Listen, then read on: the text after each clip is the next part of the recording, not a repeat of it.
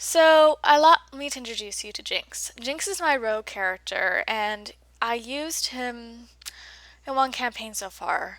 As of right now, I know a little bit about his backstory. He basically convinces everyone that he's a god, and does it well. He has a whole following of people. However, I don't know if the gods are going to punish him for believing that or not. I still have a lot of things figured out. He also conned out the current ruler of his kingdom, so he has a bit of political issues here.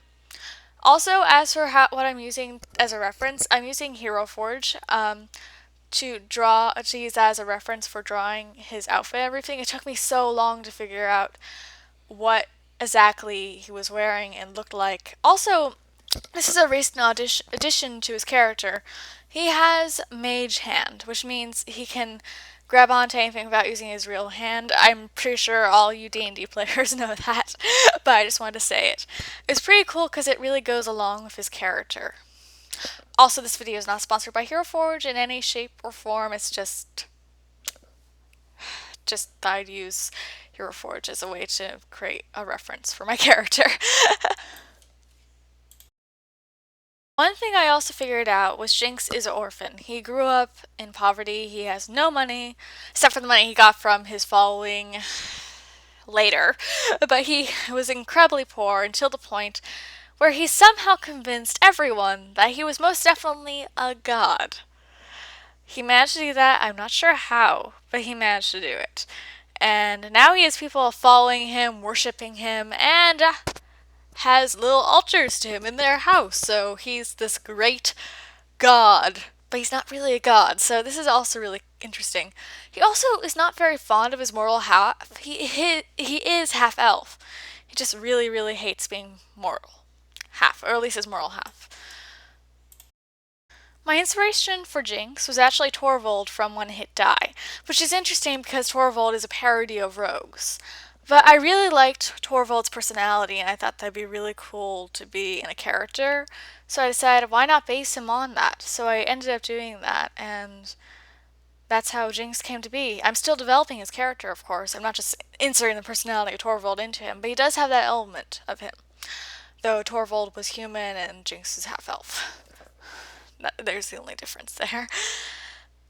Also, I really wanted to play a rogue after watching some of One Hit Die. I just really wanted to do. I just like the idea of being someone who steals from other people in a game. Like, almost be a Robin Hood type character, except Jinx isn't a Robin Hood type character. It's just the fact playing a thief in the game sounded really cool to do, especially since in the game you can have magic, so it's not just normal stealing that you can do. Only have at least 3 cantrips for Jinx. I do not have a whole set of spells, and I'm still figuring out his personality. So that's one reason why in the videos I did, I chose not to play him. Well, I am thinking about going back in the future and perhaps doing the videos as Jinx. I actually know Phoenix and Annabelle way more, perhaps because I've been playing writing them more, not playing them, they're not D&D characters, but writing them way more. And Jinx, I don't know a whole lot. I just know bits of him. So maybe once I'm more familiar with his character, I'll go back and redo the villain video as him. Though I am thinking about doing other videos as my other characters in the future, Annabelle and Phoenix. I'm also thinking about bringing in my other novel characters and doing point of view reactions to them because it was just so fun to do as them since I know them so well. So I am most definitely going to go do that in the future. It will just take longer to do than this video, which is a few moments to make. Those videos just take a whole lot of time putting on the costume and everything. So I am going to do it. It just may take a while, maybe a few months. It will happen, just will take a few months. So I only know 3 cantrips, and I'm not able to remember all of them. The only 2 I can remember off the top of my head right now are Poison Spraying and Mage Hand. I do feel like, though it went really well with his personality to have Mage Hand, it just seems like something he would just have around and be like poking people with it. I don't know why he'd poke people with it, but he just would. So Jinx as a whole as a character, I describe as being this kind of person who like steals from people and then after he's told not to do it, he just does it again And again, and again, and again. He has no self-control and cares only about money and loot at the moment. He might develop more in the future to be less narcissistic as he is right now and more open to people, you know. But at the moment, he's this really self-centered half elf who has a whole group of people who worship him. So I don't know. I'm also really iffy on his backstory right now. I'm not sure if the cult actually exists in his current story or in the current story he's in the campaign, because I developed him for a different campaign and then the campaign changed to a different campaign, so it wasn't exactly the same anymore. So I was trying to figure out, is it the same, is it not the same, what is it? So I will figure that out later. As of right now, I'm not sure whether he actually does have one or if they just disbanded are incredibly angry at him. I might go for the other one, which is that it actually exists and they are not yet mad and angry at him, but they might disband later in the campaign or something like that if the DM can actually do that. So that's probably what's going to happen. Maybe. I also might want to expand on his background. Where does he come from? What's his heritage? What what elven family were what elven family was he a part of before he was orphaned? Stuff like that. I don't actually know. I just know he's an orphan, very poor until he actually opens up a cult and is just really wanting to get money for very selfish reasons. He's not Robin Hood by any means. He's just a really, really greedy thief. Which makes the other characters not like him. But he's also so fun to play because of that. This alignment is chaotic neutral. So for this particular character, it's not for all chaotic neutral characters, but for this particular character, he does everything out of boredom. Leading a revolution? Out of boredom. Not because the king is bad, just because he's bored and has nothing to do. So stealing something? Yeah, that's interesting to do if you're bored. Basically, everything he does is for the sake of entertaining himself. It's less for what would be the right thing to do. So that's one thing I figured out. I also want to multi-class him in the future. I'm thinking about multi-classing him into a bard rogue, but I'm not completely certain if that would be fitting for his character or not. He might like music, I'm not sure. He only would like it if they were singing about him. It'd be a very narcissistic bard, but I was thinking it'd be interesting to multi-class him so he'd have more than one power and so that he wouldn't just be a rogue only. Not that to say it's bad for him to be a rogue only, but that would be interesting for him to multi-class, saying he gets developed more and then later in the game he decides to, become more than just a rogue. Something like that. I'm not completely certain what will happen if I multi-class him. It'll have to be some class that does not involve gods. He could not be a cleric. At all. That just would not work.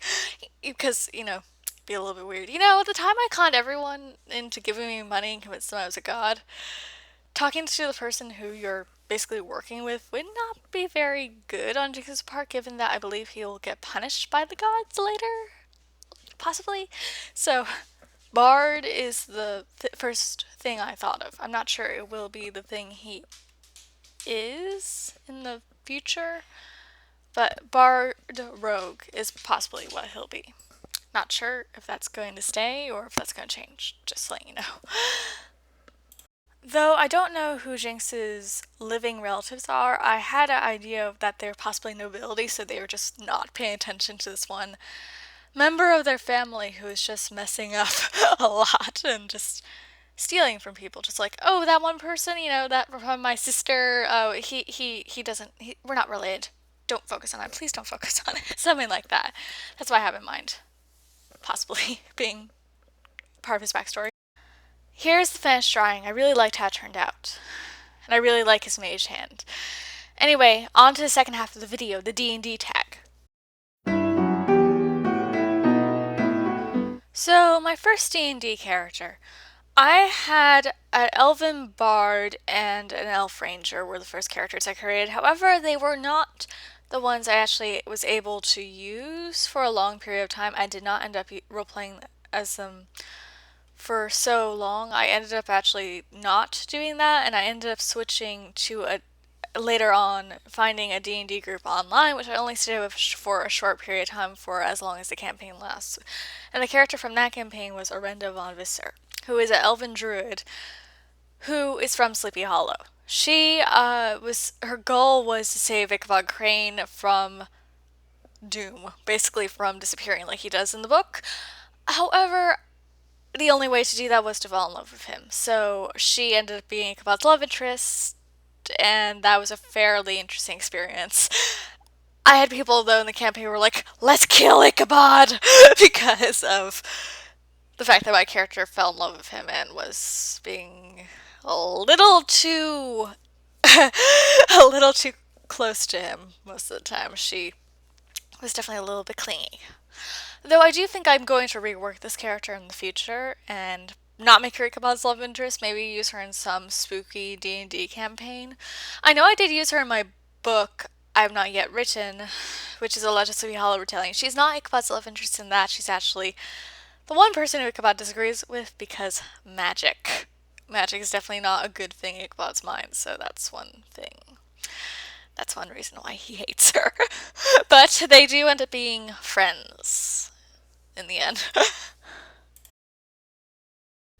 I don't have much of a preference on class, though I do tend to want to play a class that at least has some ability to have magic. I like to play. Jinx is a rogue, and I really wanted to play a rogue, but I didn't know if they had powers or not for a long time. So I figured out that they do, and a rogue can in fact have magic. So I was happy about that. Though I personally would prefer to play a class that is more of a magic user than a fighter. Though if I do play a fighter, I'd likely have the fighter be female because I like strong female characters and male characters actually rely on magic a lot, which is actually what Phoenix is. If you may have noticed, he does not fight a lot. He's more of a magic user than a fighter. Since I'm still figuring out spells and I've not done D&D a whole lot, I'm going to go with basically what druids can do, which is shapeshift into an animal, which was what I would love to do. I just would love to be able to turn into a bird or something. That would be so awesome. Or even a cat, I don't know. Just some creature I think that'd be awesome to be able to do in real life. And I probably will play more druids because of that in the future. Though this is technically a player character, I really like tieflings. I just really like them. I think it'd be pretty cool to play a tiefling. Though I do know tieflings often are used, or sometimes are used as villains. I think just being a tiefling, just because of the whole aesthetic of the character is so cool, like the horns and everything. Just like it's so cool. In fact, I even made a tiefling non-D&D character because of that, because I thought they looked so pretty cool. And that might be because of Ginny D, just because I realized I might have been influenced by Jester and the Ruby of the Sea, actually. I don't think I've encountered so many villains in Dungeons and Dragons as of right now, though I did encounter a version of the Headless Horseman. I actually don't know how they created the Headless Horseman in the game, but I thought it was pretty cool to involve him. This might be because I have a whole obsession with The Legend of Sleepy Hollow and I read the book over and over again. Though for non-player characters, I was in a campaign with Jinx, and Jinx was in Hobbiton, basically, and I remember enjoying a lot of the Hobbit characters. There's just something about that I really liked. Also, the fact that Jinx became a nuisance maybe was kind of funny. Anyway, the Hobbits were having a pie festival, and there were some really interesting Hobbit characters involved. Mostly the ones who were spreading the gossip, so I really enjoyed encountering them as Jinx. None of my characters have died yet. I don't really want them to die yet, that they may die in the future. I do remember, though, that in one campaign I joined, the first thing I thought was, what if I die when I first entered the campaign? It was almost like oh, cool, what if I die? What will happen kind of thing. It's weird because it's my character, and I'm wondering what would happen if my character would die. Because I don't know if they'd be out of the game or not, so I just wonder if it was like a timeout or not. But no, none of my characters have died yet. Jinx just almost got arrested like 20 times, so that's the closest to death I've gotten.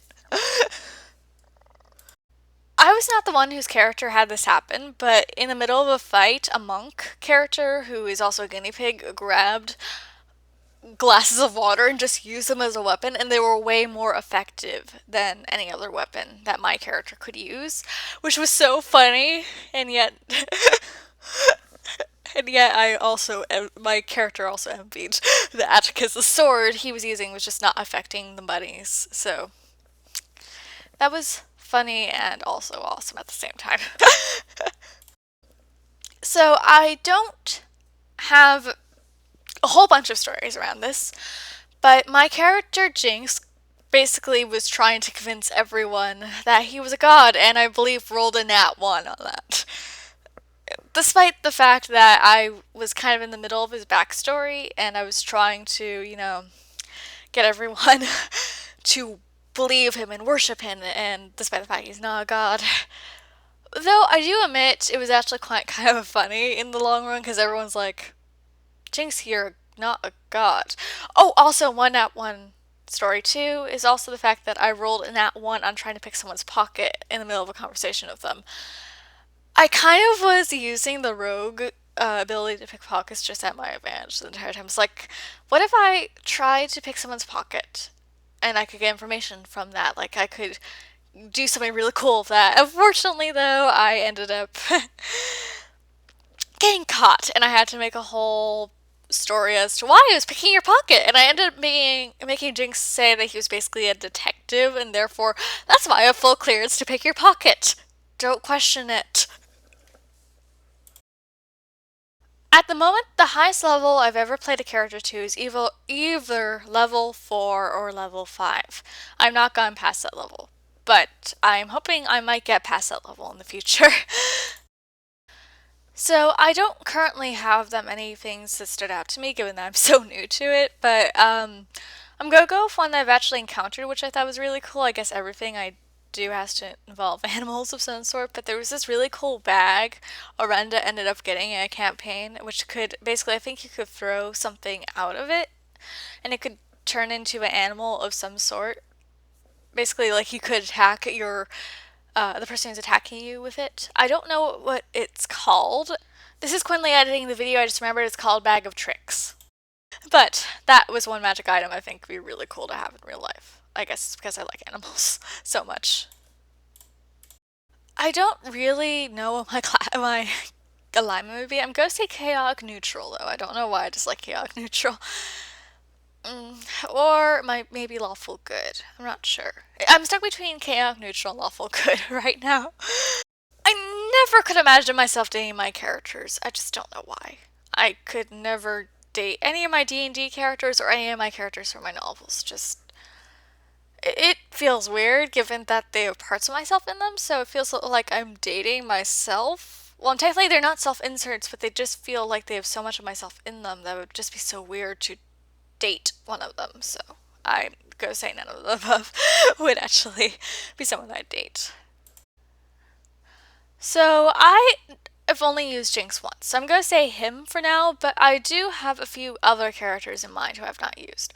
There's this, I think, rogue who has multiple aliases who I thought would be really cool to use. She basically, I think, cons everyone out of their money and stuff like that. I apparently have a lot of rogue characters I haven't used, which is interesting. But anyway, she has multiple aliases and she disguises herself as a man. And my thing was everyone will have to figure out she's a woman later on, which I thought would be a really interesting plot point in a D&D campaign. However, I haven't got around to using her, given that I'm trying to use Jinx at the moment. So maybe I'll use her in the future in another one-shot campaign.